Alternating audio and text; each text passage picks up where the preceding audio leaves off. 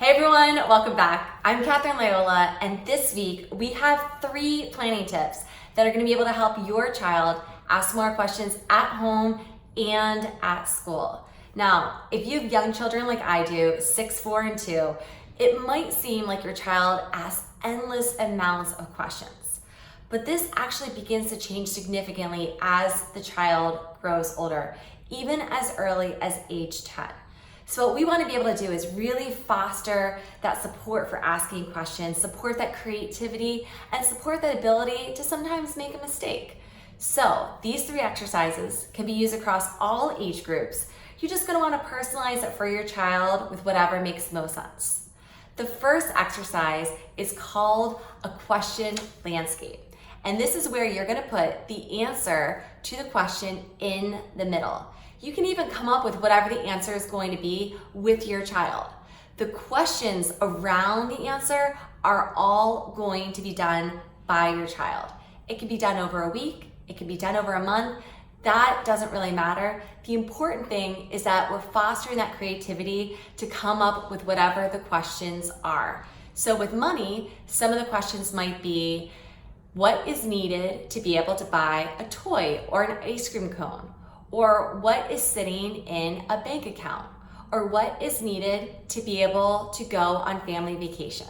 Allow your child, again, to come up with these questions. It can really show where their mind is and foster some great conversation. Another exercise is called a wonder wall. It's actually a brick wonder wall. Now you can print one of these off the internet and it could be much larger, which could be helpful, or you can draw it on your own like I did. The idea behind it is that you're putting this up in your home and you're having your child fill in the various bricks questions that they can have. Now, these questions don't have to do anything with the other questions that are up here. But the idea is that you can take these questions one at a time, or you can have a fun family night around the dinner table or eating popcorn. But the point being that you're going through these questions together, or even making an experience out of them and going on some type of adventure. The last one is really about, yes, asking questions, but it's also about teaching active listening and also showing that you don't have the answers to everything. So it's when you are asking questions of your child, but not things that show that you have an actual agenda or having something directly related to school.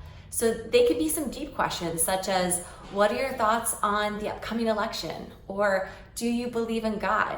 It can also be such as, so what are your thoughts on the school bathroom? Or do you like this new trend that's going on that you might have heard about on Instagram or through the neighborhood?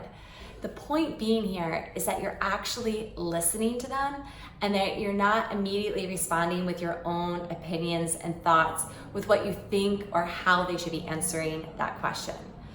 Again, the importance behind questions is that it's really about creating this sense of wonder and supporting creativity and innovation. And with the beginning of the back to school year, this could be so beneficial for your child at home as a family, but also with their development at school. Have fun with it. Share with us what's working well with your family. And if you need more support, let us know. We'll see you next week with more back to school planning tips for your child. Have a great weekend.